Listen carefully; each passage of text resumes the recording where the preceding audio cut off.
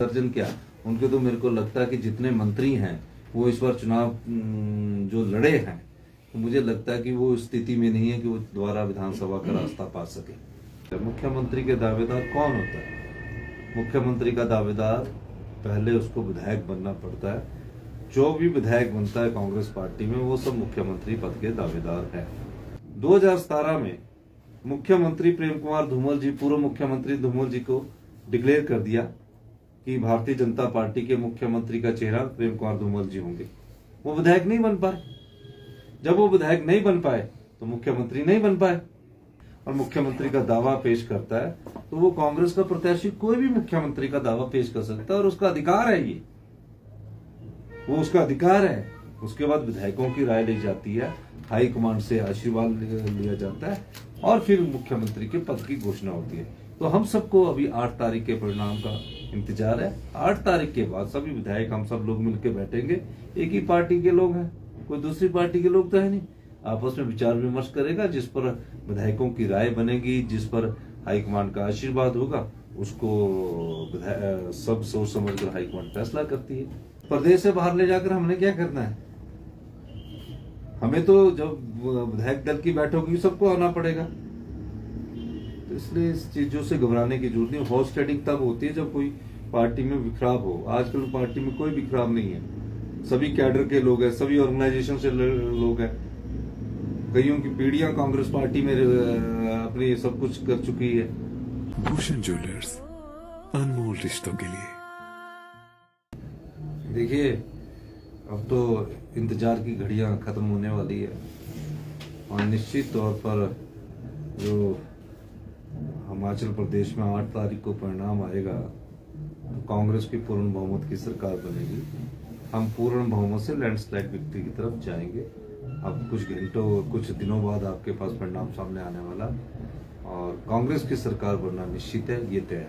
आज भाजपा की मंथन बैठक हुई धर्मशाला में और मुख्यमंत्री जयराम ठाकुर दावा कर रहे हैं कि अब कांग्रेस के जो मुख्यमंत्री पद के उम्मीदवार बने हैं उन सबकी हार होगी और भाजपा पूरी बहुमत के साथ। नहीं, वो तो जयराम जी कहते रहते हैं कि जो भी मुख्यमंत्री पद के दावेदार है उनका भविष्य वक्ता जयराम जी बन गए हैं।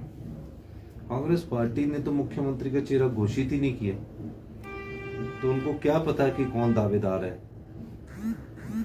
ये तय है कि उनकी जो राज है वो बदलने जा रहा है और हिमाचल की जनता ने मन बनाया था भारतीय जनता पार्टी की सरकार को प्रदेश से उखाड़ने का। उन्होंने उनका सुपड़ा साफ कर दिया। 8 तारीख को आप देख लेना। और जयराम मुख्यमंत्री जी का ये बयान कि जो मुख्यमंत्री के दावेदार है, मुख्यमंत्री के दावेदार कौन होता है? मुख्यमंत्री का दावेदार पहले उसको विधायक बनना पड़ता है। जो भी विधायक बनता है कांग्रेस पार्टी में वो सब मुख्यमंत्री पद के दावेदार हैं। मुख्यमंत्री ये भी कह रहे हैं कि हम आश्वस्त हैं कि हम ही सरकार बनाने जा रहे हैं, मिशन रिपीट करने वाले हैं। आज उन्होंने ये बयान दिया है और जो कांग्रेस के मंसूबे हैं वो कभी पूरे नहीं होंगे। जो सत्ता के केंद्र में बैठे होते हैं उनको हरा ही हरा नजर आता है, उन्हें सच्चाई नजर नहीं आती, उन्हें झूठ परोसा जाता है, चापलूसी परोसी जाती है। तो इस दृष्टिकोण से मेरा मानना है कि जयराम ठाकुर जी के पास जो परोसा गया है वो सच्चाई नहीं परोसी गई है और जो चीज सत्य है, जो चीज तय है, जनता का मन बदलाव की ओर था। यह बदलाव जनता ने किया है और जब जनता बदलाव करती है तो वो बदलाव बहुत बड़े स्केल पर आता है। तो उस दृष्टिकोण से मैं कह सकता हूं कि जनता का बदलाव बहुत बड़े मैंडेट लेके कांग्रेस पार्टी का आ रहा है। और मैं ये भी कह सकता हूं कि कांग्रेस पार्टी हिमाचल प्रदेश में पूर्ण बहुमत से लैंडस्लाइड की विक्ट्री की ओर जाएगी। सुक्खू जी, देखा गया है कुछ राज्यों में भी बीजेपी ने कांग्रेस की सरकारें तोड़कर जो अपनी सरकारें बना दी है, तो क्या इस तरह की आशंका है हिमाचल प्रदेश में? क्या कांग्रेस के विधायक कहीं ऐसा तो नहीं है जीत के कांग्रेस से आए और सरकार बाद में बीजेपी? नहीं, हम तो बीजेपी के विधायक को तोड़ सकते हैं, लेकिन हम इन परंपराओं में विश्वास नहीं रखते, क्योंकि लोकतंत्र में जनता का जो मत होता है वही सबसे बड़ा मत होता है। तो ये जो सपने पाले रखे हैं ये सपने पूरे नहीं होंगे। और निश्चित तौर पर इनके सपनों को जनता ने बंद कर दिया है। और अब जो सरकार बनेगी वो पूरे इनके सपनों को पूरा ना होकर कहीं ये ना हो कि आने वाले वक्त में भारतीय जनता पार्टी हिमाचल प्रदेश में दो फाड़ हो जाए। यानी कहा जाए कि विधायक सेफ रहेंगे, आपके जो विधायक हैं वो नहीं जाएंगे नहीं, पार्टी मुझे तो समझ ही नहीं आएगी, सवाल ही पैदा नहीं होता। सेफ और अनसेफ की बात ही नहीं है, परिणाम के बाद आपको सामने नजर आ जाएगा। सुखोई सवाल इसलिए उठ रहा है क्योंकि जो प्रत्याशी थे वो लगातार मुलाकातों का दौरा, अलग अलग दूरियां बनी है, आपके पास विधायक आके मिल रहे हैं। नहीं, मेरी एक बात सुनिए, कितनी दूरियां बनी है? वो कांग्रेस के नेताओं से मिल सकते हैं, उसमें कौन सी दूर है? प्रतिभा सिंह जी हमारी प्रदेशाध्यक्ष है, कोई भी व्यक्ति उनके पास जाके मिल सकता है। मैं भी जाता हूँ, मैं भी उनसे मिलता हूँ। वो हमारी प्रदेश की सम्मानित अध्यक्षा है। विधायक दल के नेता मुकेश अग्निहोत्री जी है, कौल सिंह ठाकुर जी है, रामलाल ठाकुर जी है, सब लोग हैं। हम सब लोगों से मुलाकात होती रहती है, चर्चा होती है कि कौन जीत रहा है, कौन कितनी सीटें ला रहा है, लेकिन विचारधारा एक है। जब चर्चाओं के बाद सब लोग बैठेंगे और हाईकमांड का दिशा निर्देश होगा, और जो हाईकमांड का दिशा निर्देश होगा उसको हम सब लोग मानेंगे, उसका सब अनुसरण करेंगे, सब पालन करेंगे। इन चर्चाओं को ज्यादा महत्व देने की जरूरत नहीं है कि कौन किससे मिल रहा है। कौल सिंह जी तो दावा जता चुके हैं कि वरिष्ठता के आधार पर मैं मुख्यमंत्री। नहीं, कौल सिंह जी ने अगर दावा जताया तो अच्छी बात है ना, ऐसी क्या कमी है कौल सिंह जी में भी? तो ये दावा जताने में तो अच्छी बात की ना उन्होंने सोचा कि मैं विधायक बनूंगा और विधायक बनकर मेरा भी दायित्व बनता है। मैंने तो कहा है जो भी विधायक बनता है वो मुख्यमंत्री की पद की दौड़ में होता है, जो भी विधायक बनता है।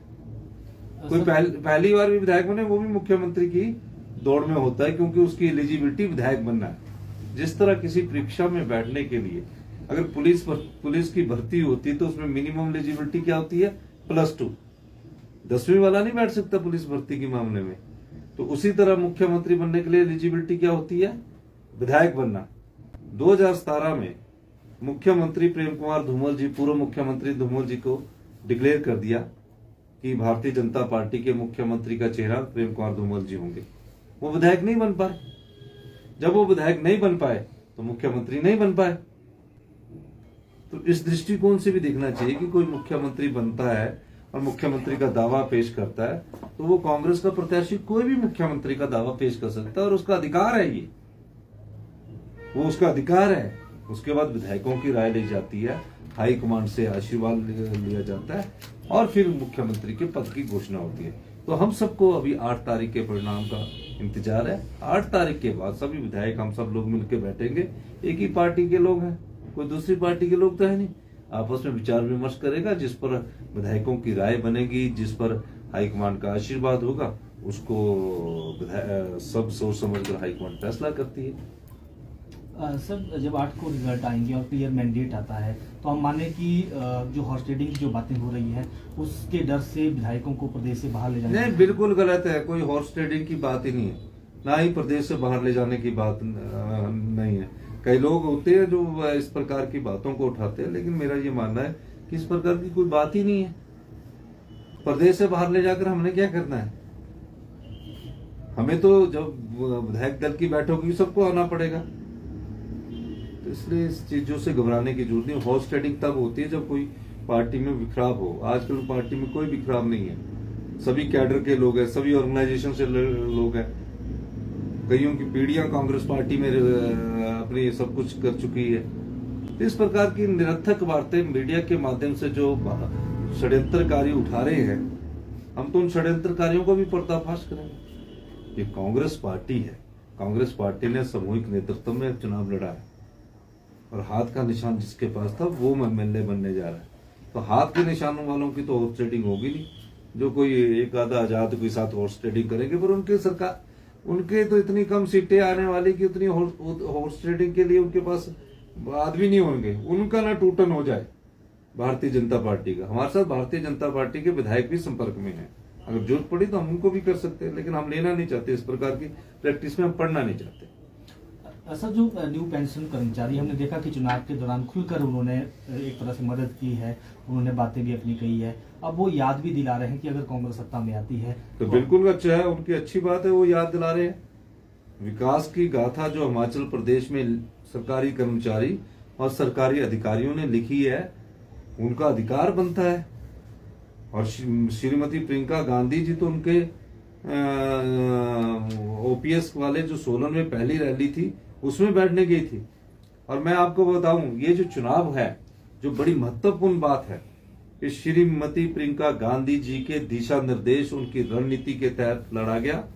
और पहली बार प्रियंका गांधी जी ने हिमाचल प्रदेश में, जो उनका अपना घर है, वो हिमाचल प्रदेश को कितना प्यार करती है, इस देवभूमि में, पूरे हिंदुस्तान में कहीं भी सोनिया गांधी, राहुल गांधी जी का घर नहीं है।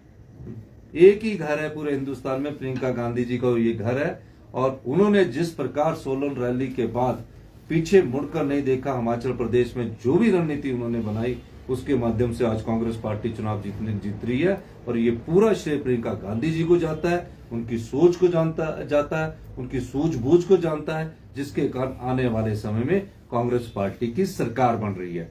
मैं तो प्रियंका गांधी जी का हम लोग धन्यवाद करना चाहेंगे कि जिन्होंने पहली बार ना दिन देखा ना रात देखी, हिमाचल में कांग्रेस को जिताने के लिए उन्होंने पूरी जी जान लगा दी। और इसकी वो हकदार भी है कि जब कांग्रेस की सरकार बनाएगी तो प्रियंका गांधी जी की सोच सूझबूझ से आज कांग्रेस की सरकार हिमाचल प्रदेश में बनने जा रही है। 6 रैलियां की प्रियंका गांधी जी ने, ओल्ड पेंशन स्कीम में गई, सभी देवी देवताओं के दरबार में गई। और यहाँ मोदी जी जिस हिंदू विचारधारा का प्रतिनिधित्व करती है, हिमाचल में हिंदू स्टेट है, 97% हिमाचल में हिंदू लोग रहते हैं। और भारतीय जनता पार्टी सबसे ज्यादा हिंदू धर्म का और हिंदू विचारधारा का समर्थक मानी जाती है। उस विचारधारा का अगर किसी ने तोड़ा है तो श्रीमती प्रियंका गांधी जी है, जिन्होंने इस विचारधारा को बता दिया कि हिंदू जैसे प्रदेश में भी कांग्रेस की स्वीकार्यता उन्हें स्वीकार करवा दी। ये प्रियंका गांधी जी का है। क्या प्रियंका गांधी जी मुख्यमंत्री बनाने में भी रोल रहेगा उनका? देखिए, वो तो विधायक तय करते हैं, हाई कमांड तय करता है, पहले विधायक बनने दीजिए। 8 तारीख को हम सब लोग परीक्षा परिणाम का इंतजार करें, और जब पूछेंगे आप विधायक बन जाएंगे तब आपको बताएंगे। विधायकों की राय के बाद ही मुख्यमंत्री बनाया जाता है। ऐसा नहीं होता है कि विधायक चुने नहीं गए और उसको बोल दिया जाए मुख्यमंत्री बना दिया जाए, तो वो विधायक और हाईकमांड ही तय करता है।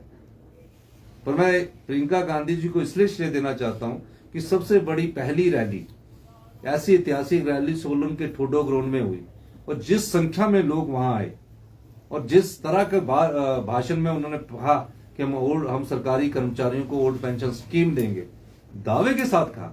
और इतने ही नहीं, डीसी ऑफिस के छोटे से एक स्टॉल लगा था, वहां जाकर उन्होंने उनको आश्वासन भी दिया।